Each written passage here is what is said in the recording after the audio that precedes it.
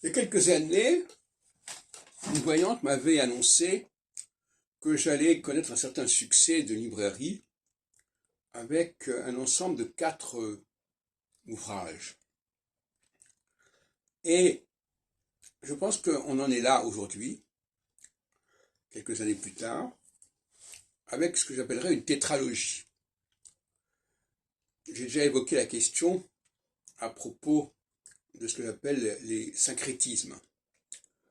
Je suis arrivé à l'idée qu'il y avait 4 modes de syncrétique à signaler et à décortiquer et à déconstruire. Oui, je suis plutôt pour une déconstruction des syncrétismes. Le syncrétisme de l'anglais et du français, le syncrétisme du judaïsme et du christianisme, le syncrétisme de l'astrologie et l'astronomie, et le syncrétisme du masculin et du féminin. Voilà ma tétralogie. Et je pense que ça devrait être mise en vente, mise assez rapidement. Et donc, ces 4 syncrétismes sont un petit peu l'aboutissement de mes recherches, de mon travail.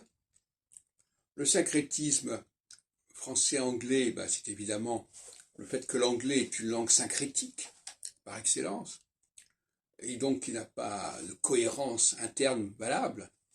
Le syncrétisme, c'est toujours solsticial, le syncrétisme. C'est une espèce de vernis qu'on met par-dessus pour occulter les différences. Et l'équinoxialité, c'est au contraire la déconstruction du syncrétisme.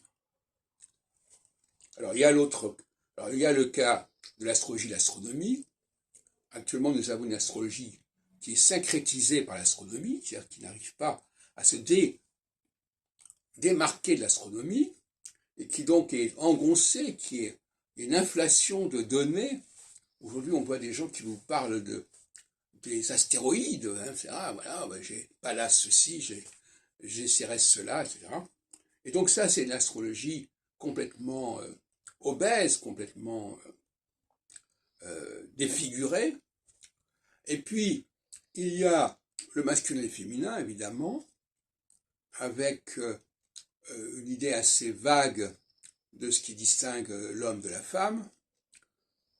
Et à partir de ce moment-là, c'est grave, parce que c'est aussi une façon de ne pas distinguer le haut et le bas. Mais moi, j'ai montré avec les topiques sensoriels que les sens dont la femme a le meilleur contrôle sont des sens qui sont liés à l'enfance, au caca des enfants qui sentent mauvais, et que les sens qui sont liés aux hommes, au contrôle masculin, s'adressent à l'âge adulte, avec la parole, avec le contenu des propos, et non pas simplement les odeurs.